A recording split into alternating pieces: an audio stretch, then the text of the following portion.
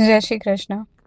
श्री पद्मनाभ दास जी की छोटी बेटी की वार्ता भाग 3 और 4।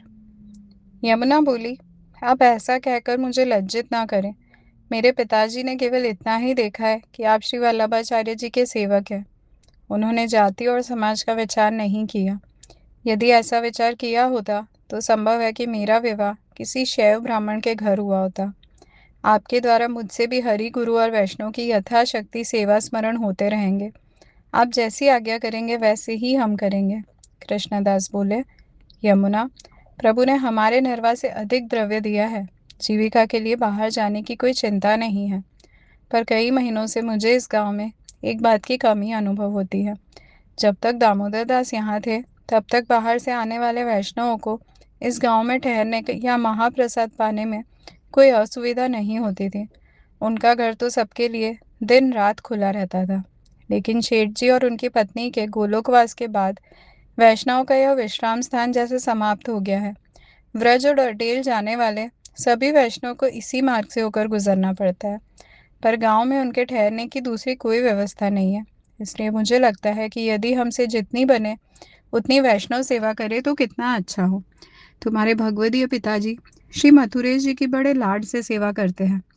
उनकी जैसी भगवत सेवा करने की सामर्थ्य हमारे पास तो नहीं है। तो क्यों ना हम वैष्णव की सेवा का ही आयोजन करें, ऐसी मेरी इच्छा है। यदि तुम सहमति और सहयोग दो तो यह कार्य अवश्य हो सकता है। यमुना बोली, आपका विचार अत्यंत उत्तम है। पिताजी तो सदैव कहा करते थे कि हरि गुरु और वैष्णव तीनों समान हैं। उनमें कभी भेदभाव नहीं कर देखना चाहिए। जब वैष्णव प्रसन्न होते हैं तब उनकी कृपा से ही श्री वल्लभाचार्य जी प्रसन्न होते हैं, और जब श्री महाप्रभु जी प्रसन्न होते हैं तब उनकी कृपा से श्री ठाकुर जी प्रसन्न होते हैं। इसलिए हमारे मार्ग में वैष्णव कृपा को सर्वोपरि माना गया है। आप जैसी आज्ञा करेंगे वैसे ही मैं आपके साथ वैष्णव की सेवा करने के लिए तत्पर हूँ। मुझे क्या करना है वो आप बताइए।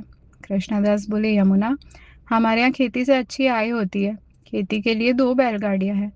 बैल भी है और काम करने वाले लोग भी।